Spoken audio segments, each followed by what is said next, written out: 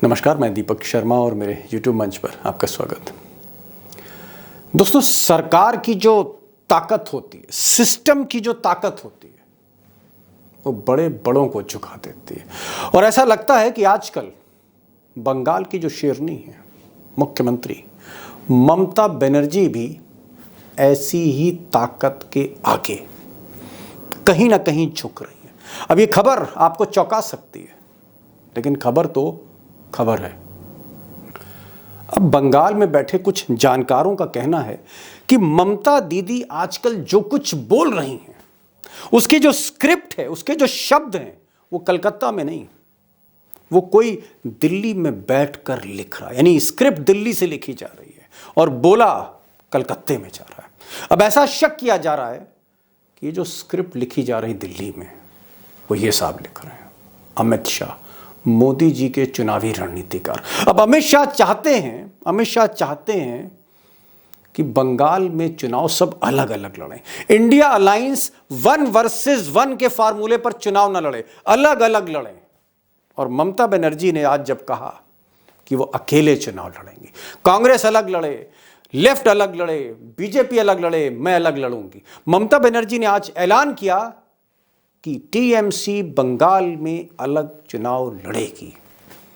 और शायद तब लोगों का शक अमित शाह पर और ज्यादा बढ़ गया। There is a game. अब दोस्तों, घुमा फिरा के बात नहीं करनी, तीर सीधे निशाने पर लगना चाहिए। और मेरी कोशिश है कि मैं भी आज स्ट्रेट टॉक करूंगा, सीधी बात करूंगा। अमित शाह क्यों दीदी की स्क्रिप्ट लिख रहे हैं? दरअसल वजह यह है कि बंगाल 42 सीटों वाला, उत्तर प्रदेश 80 सीट, महाराष्ट्र 48 सीट, तीसरे नंबर पर जो सबसे बड़ा सूबा है हिंदुस्तान में, वो बंगाल है। 42 सीटों वाला, 42 लोकसभा सीटों वाला बंगाल, थर्ड बिगेस्ट स्टेट। और यहां पर बहुत कुछ दांव पर लगा हुआ है अमित शाह का। पिछली बार 18 सीट लाए थे और इस बार अगर 10 पर निपट गए तो फिर मोदी जी का क्या होगा? मोदी जी कि सर पर सेरा कौन बांधेगा? अगर बिहार में हालत खराब है, महाराष्ट्र में हालत खराब है, कर्नाटक में हालात ठीक नहीं है, और बंगाल, वहां पर अगर 18 की जगह 20 सीट नहीं आई और 20 की जगह अगर 10 पर सिमट गए अमित शाह, तो साहेब के साथ खेल हो जाएगा। तो इसीलिए अमित शाह पूरी तरह से फोकस हैं और वो चाहते हैं, अमित शाह चाहते हैं कि बंगाल में उत्तर प्रदेश की तरह ट्रायंगुलर फाइट हो। जैसे उत्तर प्रदेश में मायावती अलग लड़ रही हैं, अमित शाह चाहते हैं कि अखिलेश और कांग्रेस अलग लड़े, बीजेपी अलग लड़े, तीनों लोग अलग अलग लड़े, वोट बटे, कहीं ना कहीं मुस्लिम वोट तो बटे। यही थ्योरी, यही फार्मूला अमित शाह का बंगाल में, ट्रायंगुलर फाइट। और ट्रायंगुलर फाइट इसलिए कि एक तरफ जब बीजेपी होगी, दूसरी तरफ टीएमसी यानी ममता बनर्जी होंगी, और तीसरी तरफ कांग्रेस और लेफ्ट पार्टी होंगी, वामपंथी पार्टियां होंगी। तो ये जो 30% प्लस मुस्लिम वोट है, ऑफिशियली तो 27% है, लेकिन लोग कहते हैं, जानकार कहते हैं 30% मुस्लिम वोट है। और बहुत सी कंस्टिट्यूएंसीज में 40% है, कहीं उससे भी ज्यादा है। ये जो 30% प्लस मुस्लिम वोट है, निर्णायक वोट है, ये एक साथ कहीं ना जाए, ये थोड़ा थोड़ा बटे, भले ही 5% बटे, भले ही 6% बटे, 7% बटे, ये वोट बटेगा तो मोदी का रथ आगे निकलेगा। यही अमित शाह का फार्मूला है। और आज ममता दीदी ने कुछ ऐसा ही कहा है, इसलिए संदेह बढ़ा। अब कलयुग का ही सही, लेकिन आज के दौर के अगर कोई चाणक्य कहे जा सकते हैं तो फिर यही साहब हैं, अमित शाह। और चाणक्य होने की वजह यह है कि इनके हाथ में कोई ब्रह्मास्त्र नहीं है। चाणक्य की तरह इनके हाथ में कोई ब्रह्मास्त्र नहीं है। इनके हाथ में ईडी है, इनके हाथ में सीबीआई है, इनके हाथ में इनकम टैक्स है, इनके हाथ में गिरफ्तारी का वारंट है, इनके हाथ में छापे हैं, इनके हाथ में जेल भेजने की ताकत है। इसीलिए चाणक्य हैं। तो चाणक्य ये सोच रहे हैं, ये भी सोच रहे हैं। पॉइंट नंबर 2, उनको ऐसा लगता है कि राहुल गांधी की यात्रा जब पश्चिम बंगाल से गुजरेगी तो मुस्लिम जो समाज है, जो मुस्लिम वोट है, उसका और ध्रुवीकरण होगा, वो थोड़ा सा और आकर्षित होगा राहुल के प्रति। क्योंकि आज की तारीख में हिंदुस्तान में अमित शाह के खिलाफ या मोदी के खिलाफ या अडानी के खिलाफ अगर कोई बोलने का कलेजा रखता है तो राहुल गांधी रखता है। तो अमित शाह को लगता है कि इस यात्रा के बाद बंगाल में ध्रुवीकरण और होगा, पोस्ट राम मंदिर ध्रुवीकरण बढ़ेगा, और तब कांग्रेस को अगर पहले 3% वोट मिलते थे या 4% मिलते थे तो इस बार कुछ ज्यादा मिल सकते हैं। और वैसे भी नॉर्थ बंगाल में, खासकर मालदा में, मुर्शिदाबाद में, बहरामपुर में, ये जो सीटें हैं, मुस्लिम बहुल सीटें जो हैं, यहां पर वैसे भी कांग्रेस का वर्चस्व है। तो अमित शाह को लगता है कि इस यात्रा के बाद मुस्लिम थोड़ा सा और आकर्षित होगा और कहीं ना कहीं थोड़ा बहुत बट सकता है, स्प्लिट हो सकता है। इसीलिए ट्रायंगुलर फाइट की बात कर रहे हैं कि कांग्रेस एक तरफ, टीएमसी एक तरफ, बीजेपी एक तरफ। और इस फॉर्मूले पर कहीं ना कहीं पर्दे के पीछे ही सही ममता बनर्जी मोहर लगा रही हैं। अब दोस्तों, बंगाल इसलिए भी इम्पॉर्टेंट है क्योंकि बंगाल में अगर गिनती ऊपर नीचे हुई सीटों की तो मोदी जी की जो सीट है प्रधानमंत्री की वो भी हिल सकती है 2024 में। 42 सीटों वाला बंगाल है। मैंने पहले भी आपसे कहा कि 3rd biggest state in terms of Lok Sabha seats. तो इसलिए अमित शाह वहां चाहते हैं कि त्रिकोणीय मुकाबला हो। और क्यों त्रिकोणीय मुकाबला हो, क्या उनका गेम प्लान है, वो मैं उस पर आ रहा हूं। दरअसल महीने भर पहले जब बीजेपी और आरएसएस ने सर्वे कराया, और सर्वे बड़े एक्यूरेट्स होते हैं अमित शाह के, तो ऐसा लग रहा था कि सिर्फ 5 और 6 सीटें ही इस बार पश्चिम बंगाल से मोदी जी को मिलेंगी। पिछली बार 18 मिली थी, कहाँ 5-6, 3 गुना कम सीटें। और उसकी वजह यह थी कि अमित शाह और मोदी जी के जितने आदमी थे जो वो टीएमसी से तोड़कर बीजेपी में लाए थे, वो सब वापस लौट गए। यहाँ तक कि मोदी जी के मंत्री बाबुल सुप्रियो वो भी ममता दीदी के खेमे में चले गए। तो दरअसल बीजेपी इतनी कमजोर हो चुकी थी बंगाल में कि उसको 5-6 सीटें ही दिख रही थी। लेकिन राम मंदिर के बाद जिस तरह के अब इंडिकेशंस आ रहे हैं, तो बीजेपी को लगता है कि आज उसकी जो स्थिति है 10-12 सीटों पर है। यानी 5-6 सीटों से पोस्ट राम मंदिर इनॉग्रेशन ये जो सीटें हैं ये 10-12 पर जा रही हैं, 10 से 12 के बीच में। और अगर त्रिकोणीय मुकाबला होता है, मुस्लिम वोट स्प्लिट होता है, तो ये सीटें 10-12 से 14 से 18 या उससे ज़्यादा भी हो सकती हैं। और यही स्थिति अमित शाह चाह रहे हैं कि हो जाए, ऐसा कुछ खेल हो जाए कि वो फिर 18 या 18+ पे पहुंच जाए। अब दोस्तों, दीदी के सुर क्यों बदल गए, या लोग आरोप लगा रहे हैं कि दीदी कहीं ना कहीं एक लिखी हुई स्क्रिप्ट पढ़ रही हैं और स्क्रिप्ट दिल्ली में लिखी जा रही है। ऐसी बातें क्यों हो रही हैं, इस तरह के तोहमतें क्यों लग रही हैं, इल्ज़ाम क्यों लग रहे हैं, ऐसे सवाल क्यों उठाए जा रहे हैं दीदी पर। उसकी वजह जो है वो मुझे लगता है कि शाह साहब का पुराना खेल है, वही पुराना खेल जिसमें ईडी और आईटी और इनकम टैक्स और सीबीआई के हथियार इस्तेमाल किए जाते हैं। और बंगाल में तो अमित शाह ने तीर पर तीर छोड़े हैं ईडी के, आईटी के, और निशाने पर, अमित शाह के निशाने पर ममता बनर्जी की सबसे बड़ी दुखती रग उनके भतीजे अभिषेक बनर्जी, निशाने पर अभिषेक बनर्जी हैं, निशाने पर अभिषेक बनर्जी की पत्नी यानी उनकी बहू हैं। और कुल मिलाकर आरोप बड़े संगीन हैं। कई ऐसे स्कैम हुए जहां पर अभिषेक बनर्जी, जो टीएमसी में ममता बनर्जी के बाद नंबर 2 हैं, इनकी कई बार पूछताछ हो चुकी है। सितंबर अक्टूबर 2023 में, सितंबर और अक्टूबर ये 2 महीनों में अभिषेक बनर्जी से घंटों पूछताछ हुई। फिर उनकी पत्नी जो हैं रुजिरा, उनसे भी घंटों पूछताछ हुई। और इस तरह के अखबारों में खबरें छपने लगी कि अभिषेक बनर्जी और उनकी पत्नी को केंद्रीय जांच एजेंसियां जेल भेज सकती हैं। और यही वो वक्त था, यही वो लम्हा था, अक्टूबर नवंबर, जब ममता दीदी थोड़ी सी नरम पड़ती हुई दिखाई दी। थोड़ी सी ममता बनर्जी नरम पड़ी, थोड़े से अमित शाह नरम पड़े। और उसके बाद ऐसे आरोप हैं, मेरे पास साक्ष्य नहीं है, कि ममता बनर्जी और अमित शाह में मुलाकातें हुई। कई मुलाकातें गृह मंत्री और मुख्यमंत्री के तौर पर हुई, और कुछ मुलाकातें पर्दे के पीछे जो हुई, उसके बाद सुर वाकई बदल गए। बंगाल के लोग कह रहे हैं, कुछ लोग कह रहे हैं। अब दोस्तों इसे आप अमित शाह का हुनर कह लीजिए, अमित शाह की ताकत कह लीजिए, या अमित शाह का आप कह सकते हैं पूरा खेल कह लीजिए, कि वो डील करना जानते हैं विषम परिस्थितियों में भी। अगर हालात बेकाबू भी क्यों ना हो राजनीति में, तो भी वो डील कहीं ना कहीं क्रैक कर ही देते हैं, कहीं ना कहीं मोदी के लिए रास्ता निकाल देते ही। और वो रास्ता बना रहे हैं बंगाल में, जहाँ स्थिति बहुत कमज़ोर है बीजेपी की।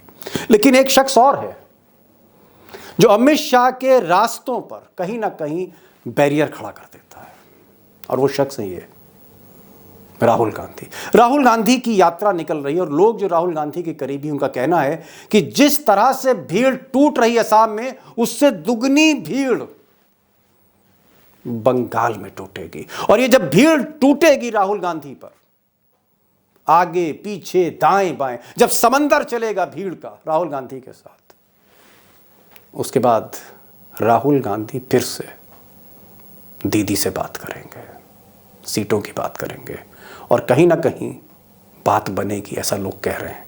और इसीलिए आज राहुल के जो दूत हैं जयराम रमेश, उन्होंने सीधे सीधे संकेत दिया कि बात बनेगी, इंडिया अलायंस बंगाल में कामयाब होने जा रहा है, राहुल की यात्रा ये तय करेगी। ममता जी का पूरा बयान है, हम बीजेपी को हराना चाहते हैं। उसी भावना के साथ हम पश्चिम बंगाल में प्रवेश कर रहे हैं। अब राहुल गांधी का जो प्लान है वो ये है कि यूं तो कांग्रेस पहले 7-8 सीटें मांग रही थी, कुछ 8-9 सीटें मांग रहे थे ममता बनर्जी से, लेकिन राहुल गांधी इस मामले में थोड़ा, उनका दिल बड़ा है, थोड़ी सी उनकी जो नीयत है कहीं ज़्यादा साफ है, और नीति स्पष्ट है। जहाँ तक बार्गेनिंग है, वो हार्ड बार्गेन नहीं करते, वो दिल से सौदा करते हैं। और राहुल गांधी 7-8 सीटों पर बात करने नहीं जाते। अगर 4-5 सीटें ही ममता बनर्जी दे दें तो राहुल गांधी तैयार है, और 4-5 सीटों पर ममता बनर्जी को मनाया जा सकता है। और जहाँ तक मुस्लिम की बात है, कहीं ना कहीं डर तो ममता बनर्जी भी रही हैं कि मुस्लिम इस बार स्प्लिट होगा, क्योंकि राहुल गांधी अब वो राहुल गांधी नहीं है 2024 का राहुल गांधी, या भारत जोड़ो यात्रा का राहुल गांधी आज की तारीख में एक बहुत बड़े समाज के लिए नायक बन चुका है। और ममता बनर्जी रियलाइज कर रही हैं, वो चाहे असम हो, वो चाहे उत्तर प्रदेश हो, वो चाहे कर्नाटक हो, वो चाहे हैदराबाद हो, राहुल गांधी की अपनी अहमियत है, और खासकर माइनॉरिटीज़ के बीच में। इसलिए ममता बनर्जी भी झुक सकती हैं, और हो सकता है कि अगर ये डील हो गई, फाइनल डील आचार संहिता के आसपास, तो अमित शाह के प्लान पर एक बार फिर पानी फिर जाएगा, और बंगाल फंसा और महाराष्ट्र फंसा। और नीतीश कुमार अगर बीजेपी के साथ नहीं जाते हैं और वो टिके रहते हैं लालू यादव के साथ, तो मान लीजिए दोस्तों, रथ फंसने जा रहा है, भले ही मंदिर लहर क्यों ना हो, रथ फंसने जा रहा है, क्योंकि अरिथमेटिक वो अमित शाह के साथ फिर नहीं होगी। बंगाल तय करेगा, महाराष्ट्र तय करेगा, बिहार तय करेगा, और बहुत हद तक मायावती और अखिलेश तय करेंगे उत्तर प्रदेश में।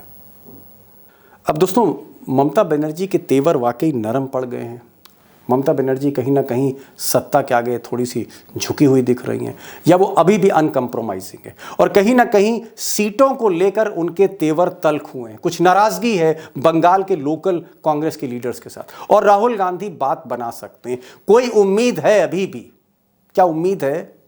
और अगर वो ममता बनर्जी झुकी, या वो किसी की स्क्रिप्ट पढ़ रही, तो मजबूरी क्या है? मजबूरी है या फिर ये एक पैतरा है? मुझे लगता है कई सवाल हैं। अशोक वानखेड़े टाइगर से पूछते हैं।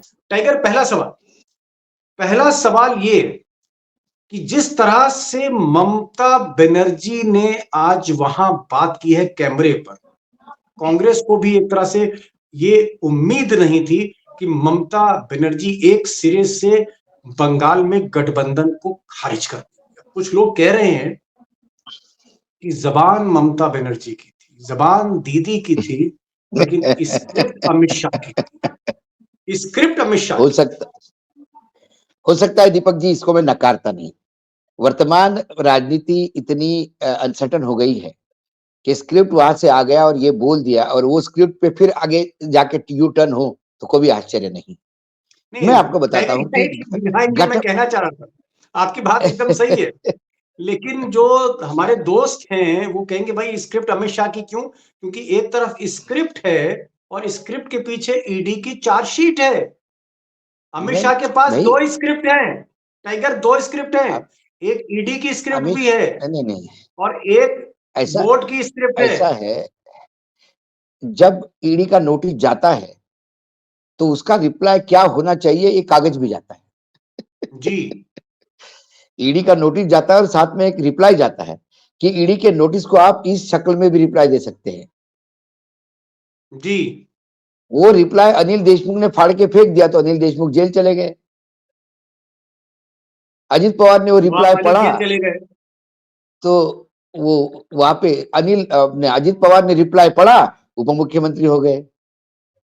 हेमंता ने रिप्लाई पढ़ा तो हेमंता मुख्यमंत्री हो गए। तो ये बात तो जरूर है कि बंगाल, बिहार और महाराष्ट्र, ये 3 राज्य है जो बीजेपी के नाक में दम करे हुए हैं। तो आप यदि थोड़ा पीछे जाए, थोड़ा सा पीछे, तो ये पूरा विपक्ष एक हो करके 2019 से लेके लगातार कौन हैम्परिंग कर रहा था?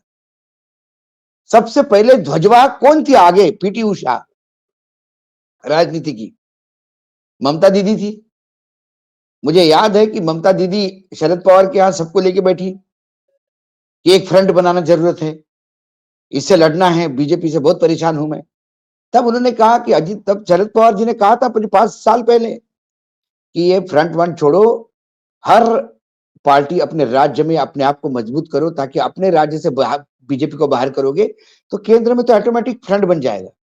जब नतीजे आएंगे तो फ्रंट बन जाएगा, लेकिन पहले अपनी यहां फाइट करो। और फिर ममता ने वो पिछला विधानसभा चुनाव देखा है, ममता ने देखा है कितनी बात गले तक आ गई थी उसके। ये तो भला हो कांग्रेस और लेफ्ट का, जिनके विचारों के सारे वोट मतलब वो थोड़े से ढीले पड़ गए तो उनका मतदाता बीजेपी में चला गया, एन ब्लॉक। जी। ये तो नहीं बीजेपी आप कहाँ थी वहां पे? एक एक खबर तो ये भी आ रही थी। तो नहीं नहीं, मैं उसी पे आ रहा हूं। जी, क्या जो प्रेशर आम आदमी पार्टी पे है, जो प्रेशर हेमंत सोरेन पे है, वो अभिषेक बनर्जी पे प्रेशर मुझे ईडी का नहीं दिखाई देता। तो क्या ये तेलंगाना जैसा कुछ सिचुएशन होने जा रहा है? वहां कविता बेटी थी, केसीआर ढीले पड़ गए, या भतीजा अभिषेक है, ममता जी ढीली पड़ गई? क्या ममता जी को ये बोला गया कि आप इकट्ठा आप लड़िए, आप पूरी की पूरी सीट लड़िए और हमें थोड़ी 2 4 5 सीटों के लिए कुछ कॉम्प्रोमाइज करिए, थोड़ा कमजोर उम्मीदवार दीजिए जो हमारी निकल आए, ताकि हमारा फेस सेविंग हो जाए? क्या ऐसी कुछ बात हुई है?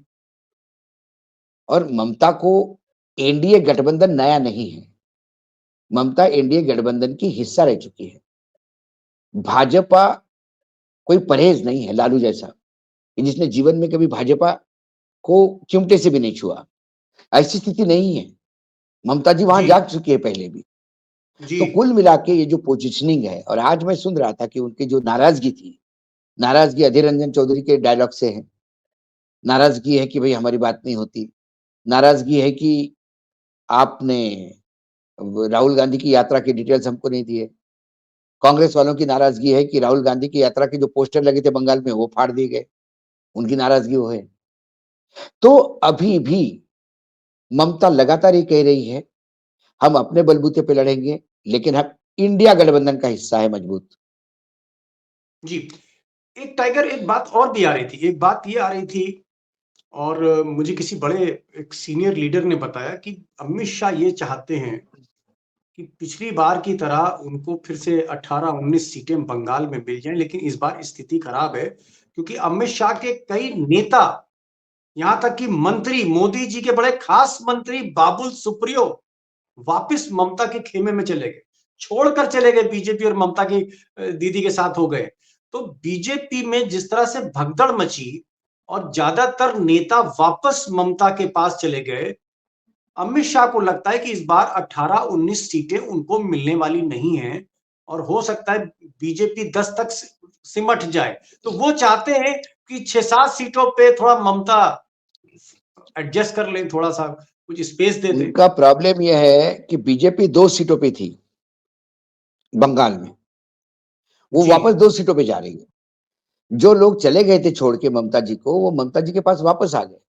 कुछ लोगों को ममता जी ने लिया नहीं, तो वो साइकिल रिक्शा घुमा रहे हैं पूरे शहर में कि हमने भाजपा छोड़ दी है, हम दीदी जी के पास, दीदी के साथ है। अभी दीदी ने हमको लिया नहीं, लेकिन हम दीदी के साथ है। ये दीदी का वह करिश्मा तो है, लेकिन सवाल क्या होता है जब एजेंसीज में आप उलझ जाता है आदमी। बहुत कम लोग हैं दीपक भाई जो ईडी, सीबीआई, इनकम टैक्स का मुकाबला कर सकते हैं। जो सरकार चलाते हैं उन्हें दाएं बाएं कुछ ना कुछ करना ही पड़ता है। कर्पूरी ठाकुर वाला समय चला गया। आज कर्पूरी ठाकुर होते तो कभी जीवन में चीफ मिनिस्टर नहीं बन सकते थे। जब तक आप कुछ हेराफेरी नहीं करोगे, तब तक आप राजनीतिक महत्वाकांक्षा वाले लोगों को साथ रख नहीं सकते। और हर राजनीति वाले की महत्वाकांक्षा अपने आप का विकास सर्वप्रथम है। चाहे भाजपा हो, कांग्रेस हो, ममता हो, समाजवादी हो, कोई भी पॉलिटिकल पार्टी पकड़ो आप, वो सबसे पहले अपने पार्टी को मजबूत करेगा, पार्टी को फंडिंग करेगा, अपने को फंडिंग करेगा, अपनी व्यवस्था ठीक करेगा, अगले चुनाव का जुगाड़ करेगा खर्चा करने का। तो इसके लिए पैसा तो चाहिए। और जहां ये खेल होते हैं वहां ईडी, सीबीआई इनकम टैक्स फाइलें बनाती है। आपको क्या लगता है कि कल सत्ता परिवर्तन यदि केंद्र में होता है तो भाजपा का कोई नेता बचेगा नहीं जिसके नीचे रेले नहीं है? तो ममता इसी से डरी है, ऐसा मुझे लगता है। ममता जो पहले खुल के आवाज उठाती थी, वो ममता का आवाज थोड़ा सा गले में थोड़ा सा खराश आ गई है। ममता आके प्रधानमंत्री को कहती कि हमारे फंड वापस चाहिए हमको, हमारे फंड जो ब्लॉक हुए वो दे दीजिए। लेकिन ममता उसके लिए दहाड़ती नहीं जैसी पहले शेरनी दहाड़ा करती थी केंद्र के खिलाफ। तो क्या ये जो गला बैठ गया ममता जी का, या जरा आवाज कमजोर हो गई, उसके पीछे ईडी का डर है?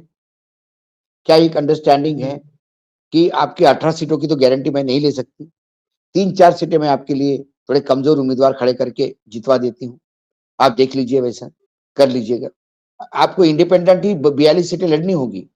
आप किसी के साथ गठबंधन में लड़ोगे, आपके 42 में से कुछ सीटें आप दोगे, बाकी सीटें अपने पास रखोगे, और उसमें भी 5 सीट यदि बीजेपी के साथ एडजस्ट करोगे तो फिर आपके पास बचेगा क्या?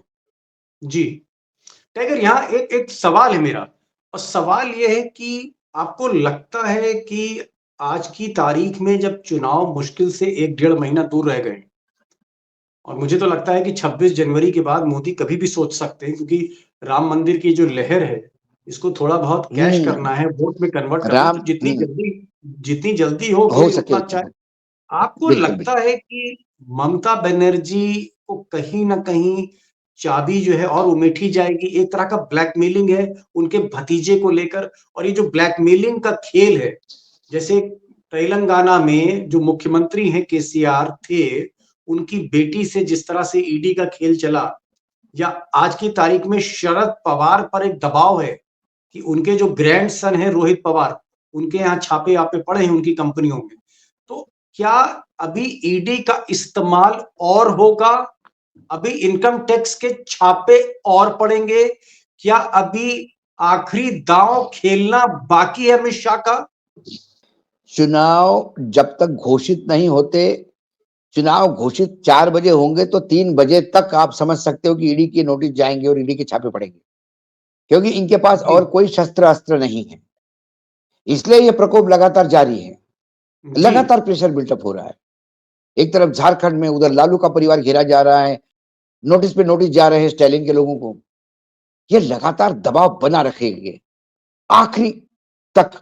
कहां, क्योंकि इनके पास है क्या, मुझे बताइए। ये नहीं करेंगे तो और क्या करेंगे? जी ये उलझाए रखेंगे आखिरी दम आपको तक। लगता है कि लेकिन ममता की मुझे तरह मायावती भी उलझी हुई है अभी?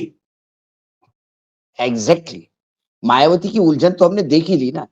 2014 का सैंडस्टोन का 1400 करोड़ का स्कैंडल, जिसमें एफआईआर 2014 में हुई, एकाएक ही 10 साल बाद 2024 में रेड होती है उसमें, और वो जो मैनेजिंग डायरेक्टर का सीएमडी था उस जमाने का, उसको पकड़ लिया जाता है।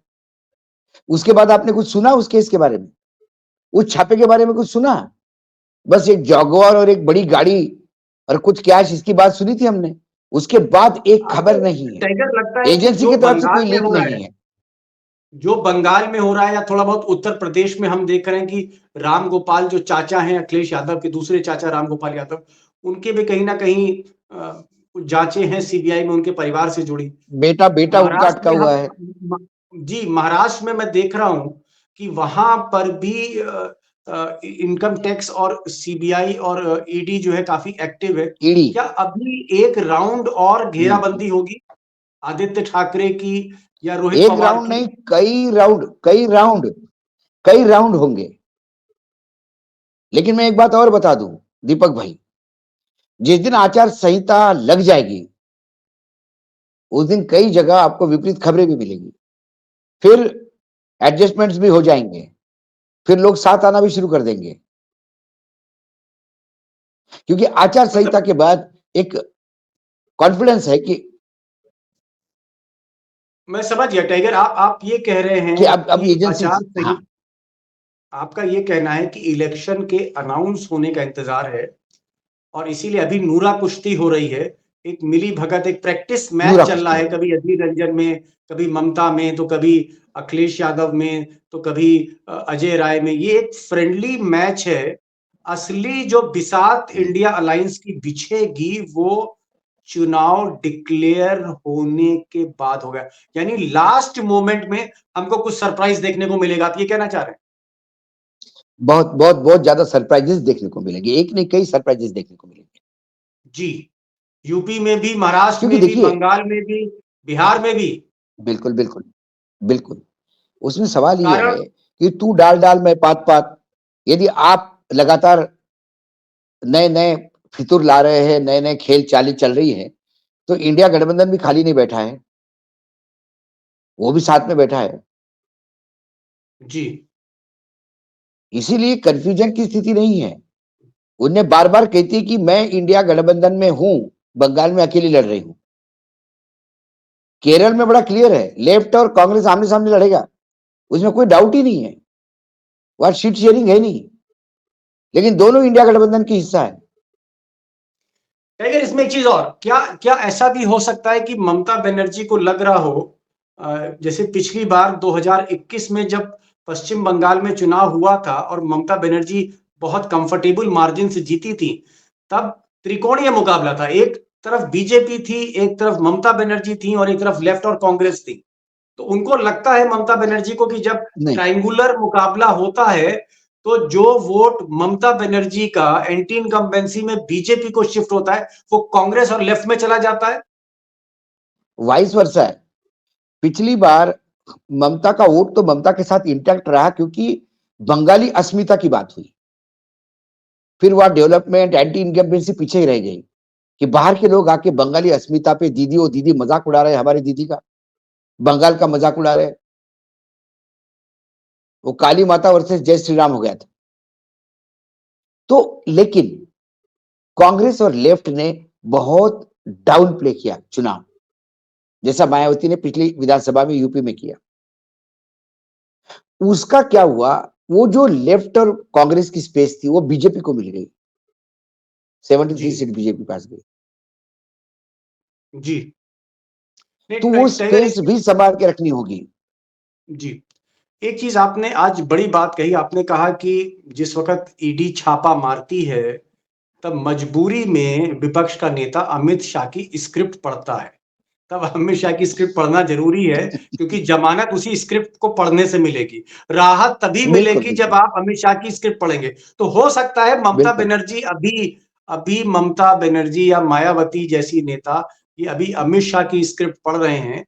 आचार संहिता लगने के बाद असली पत्ते खुलेंगे, आपका ये कहना है। और ममता कहीं यस नहीं यस। जाने वाली, आप ये कहना चाह रहे हैं इंडिया नहीं, अलायंस ये में तो रहेंगी। ममता स्वयं ही कहती है। ममता ने जी, स्वयं कहा कि I am part of India और इंडिया जी, गठबंधन में हम रहेंगे। चलिए टाइगर देखते हैं, इंतजार करते हैं हाँ। आचार संहिता का 1 डेढ़ महीने बाद, क्योंकि तभी आप कह रहे हैं कि असली पत्ते खुलेंगे इंडिया अलायंस के। और वो तब एक तब तरह से खुलेंगे। मजबूरी भी है, क्योंकि अगर पत्ता पहले खोल दिया इन गुजरात लॉबी के आगे तो पत्ता ही फाड़ के कहीं फेंक दें वो फिर, क्योंकि हर अरे पत्ते का जवाब पूछो मत उनके पास साहब, है। हर हर हर चाल का जवाब है, और वो दूर की इसलिए सोचते हैं बहुत। इसलिए चाल जो है आचार संहिता के बाद आएगी। टाइगर आप आए, बड़ी आज आपने एक बड़ी बात कही कि असली चाल आचार संहिता के बाद, जब कोड ऑफ कंडक्ट लागू होगा, इलेक्शन अनाउंस होगा, खेल उसके बाद होगा। और उसी खेल का इंतजार है और हम आपको अपडेट करते रहेंगे। टाइगर, आप आए, बड़ी खूबसूरती से, बहुत आसानी और सहजता के साथ आपने चीजें सामने कैमरे पर रखी हैं। आपकी निष्पक्षता, आपकी बेबाकी, आपकी निर्भीकता को एक बार फिर से सैल्यूट, सलाम।